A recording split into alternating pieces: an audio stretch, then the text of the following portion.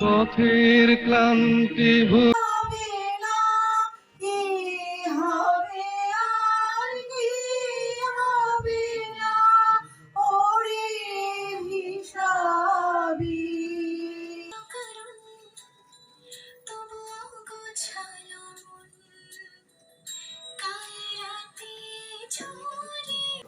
বলে না বাবা শস্য চিকিৎসা কি হবে, বলে না না ওটা হয় না, সরল চিকিৎসা। তো সত্যিকারের শেষ অব্দি বলেন শস্য চিকিৎসা। একে আমরা সম্মাননা করি। বেশ বড় একজন আধিকারিক বর্তমানে হুগলি ডিস্ট্রিক্টে রয়েছেন, আমাদের সরকারের রাজকর্মচারী আর কি বলা যেতে পারে, তাকে আমরা সম্মানিত করে সম্মাননা নিজেরাই সম্মাননা বোধ করছি। পরে আপনার কথা শুনবো। অমিতাভ বাবু আগে এসে শেষে কিভাবে হয়ে গেল বুঝতে পারলাম না, সিরিয়ালের ব্যাপার বলেন।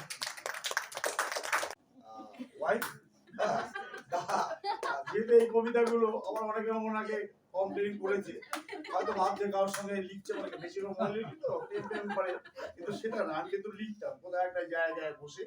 আজকে সেই যে লেখা আজকে একটা মোটামুটি স্বীকৃতি আর কি। আজকে এই গিফটটা আমার মিসেসকে। আচ্ছা, ওনাদের দুজনের জন্য আমি দুটো লাইন বলছি। হ্যাঁ, ওনাদের দুজনের জন্য। আমি পাহাড় থেকে পড়তে পড়তে তোমাকে ধরেই বেঁচে রয়েছি কবিতা। আমি পাতালে ডুবে মরতে মরতে তোমাকে ধরে আবার।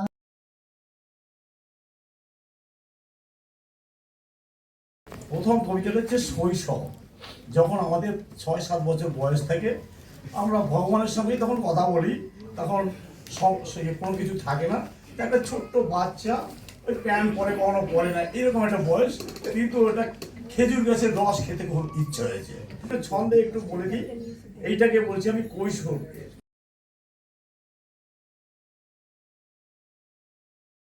শৈশবে এক ভোরের বেলা উঠি খেজুর গাছে, খালি গায়ে রসের লোভে বোতল রাখি কাছে, ফোটা ফোটা ঝরে নলেন সুবাসে মন ভরে, মৌমাছি সব কাজ শেষে তা কেউ বা দুঃখে মরে।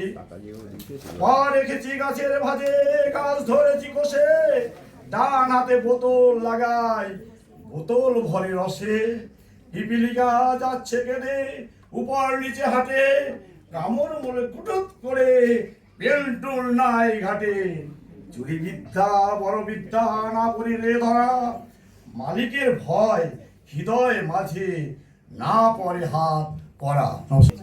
আমি এই কবিতা বেঁচে দেওয়ার চেষ্টা করছি যে এটা তো লক্ষ্মীধরকে নাক সাপে কামড়িয়েছিল, যদি বেহুলাকে কামড়াতো তাহলে তার স্বামী কি ওই বেহুলার দেহ নিয়ে এরকম ভেলায় করে কি ঘুরে বেড়াতো? সেটাই আমি একটু লাস্টের কবিতাটা বেহুলার।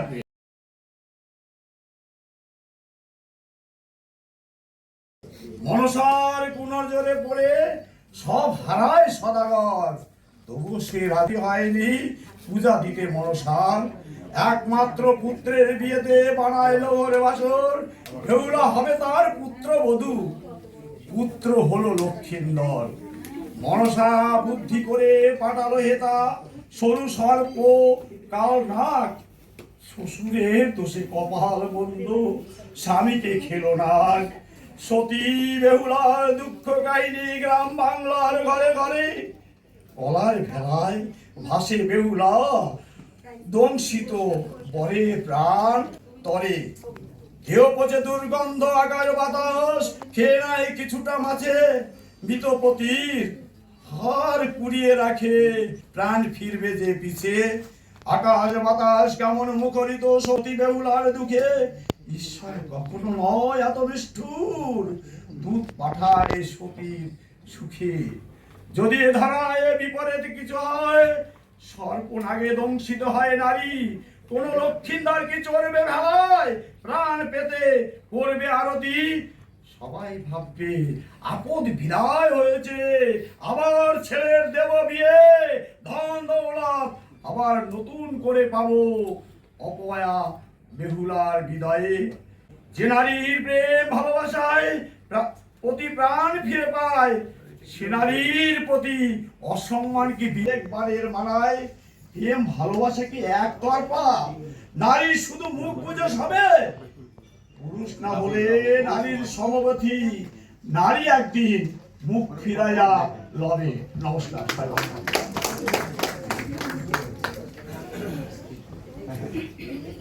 ভীষণভাবে মনে পড়লো কবি অরুণ।